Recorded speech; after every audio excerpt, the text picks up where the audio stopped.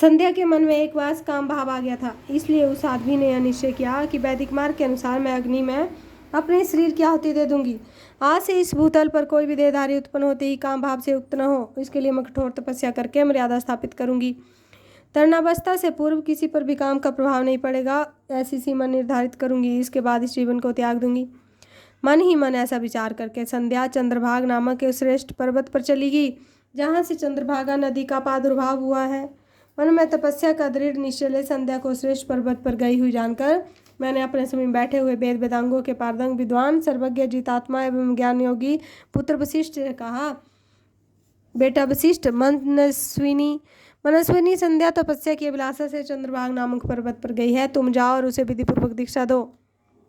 तात वह तपस्या के भाव को नहीं जानती है, इसलिए जिस तरह तुम्हारे यथोचित उपदेश से उसे अभिष्ट लक्ष्य की प्राप्ति हो सके वैसा यत्न पूर्वक करो।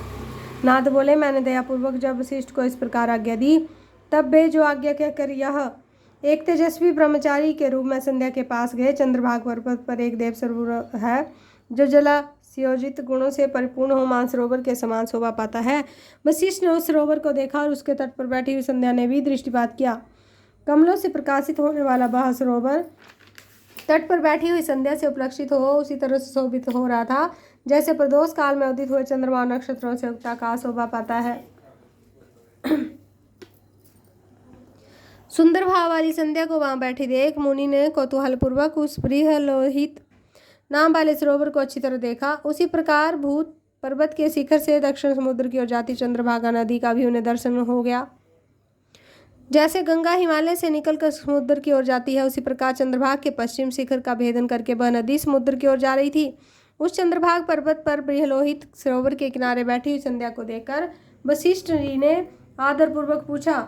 वशिष्ठ जी बोले, भद्रे, तुम इस निर्जन पर्वत पर किस लिए आई हो? किसकी पुत्री हो और तुमने यहाँ क्या करने का विचार किया है? मैं यह सब सुनना चाहता हूँ। यदि छिपाने योग्य बात न हो तो बताओ। महात्मा वशिष्ठ की बात सुनकर संध्या ने उस महात्मा की ओर देखा। वे अपने तेज से प्रज्वलित अग्नि के समान प्रकाशित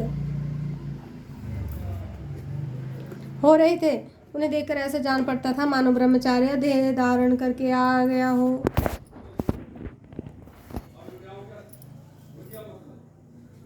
वे मस्तक पर जटा धारण करने के लिए बड़ी शोभा पा रहे थे। संध्या ने उन तपोधन को आदरपूर्वक प्रणाम करके कहा। संध्या बोली, ब्रह्मा, मैं ब्रह्मा जी की पुत्री हूँ। मेरा नाम संध्या है और मैं तपस्या करने के लिए इस निर्जन पर्वत पर आई हूँ। यदि मुझे उपदेश देना आपको उचित जान पड़े तो मुझे तपस्या की विधि बताइए। मैं यही करना चाहती हूँ, दूसरी कोई भी बात नहीं है। मैं तपस्या के भाव को उसके करने के नियम को बताए बिना ही तपोवन में और जाने बिना ही तपोवन में आ गई हूँ, इसलिए चिंता से सूखी जा रही हूँ। मेरा हृदय कांपता है। संध्या की बात सुनकर ब्रह्मवेताओं में श्रेष्ठ वशिष्ठ जी ने, जो स्वयं सारे कार्यों के ज्ञाता थे, दूसरी कोई बात नहीं पूछी।